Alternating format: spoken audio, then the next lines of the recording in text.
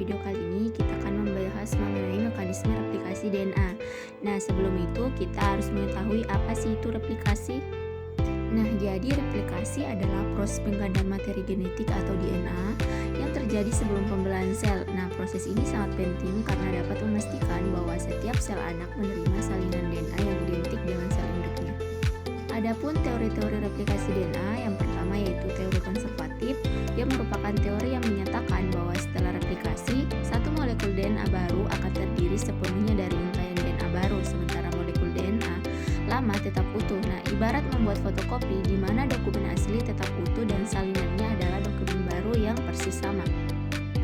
Teori yang kedua yaitu teori semi-konservatif, yaitu teori yang menyatakan bahwa setiap molekul DNA baru terdiri dari satu untai DNA lama atau dari molekul induk dan satu untai DNA baru.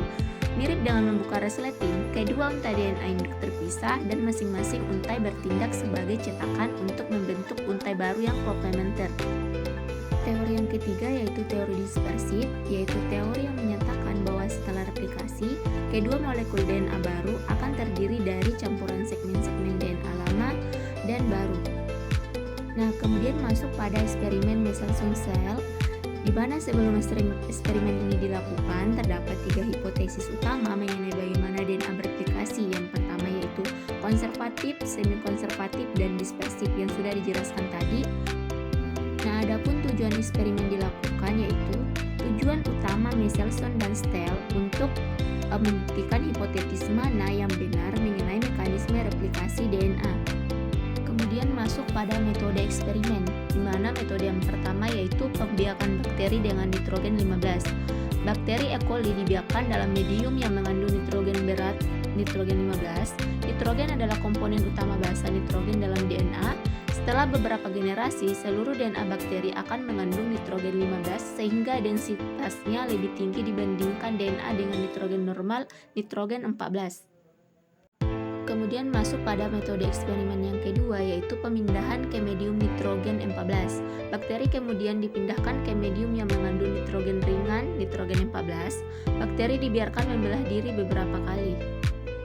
Kemudian metode eksperimen yang ketiga yaitu ekstraksi DNA dan sentrifugasi, di mana DNA diekstrak dari sampel bakteri pada generasi yang berbeda.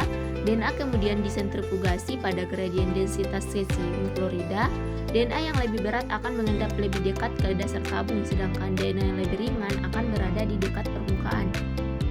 Adapun hasil eksperimen yang telah dilakukan oleh Michelson dan Cell, yaitu pada generasi pertama, semua DNA memiliki densitas antara nitrogen 15 dan nitrogen 14. Hal ini mendukung hipotesis semi-konservatif, di mana setiap molekul DNA baru memiliki satu untai nitrogen 15 dari generasi sebelumnya dan satu untai nitrogen 14 dari medium baru.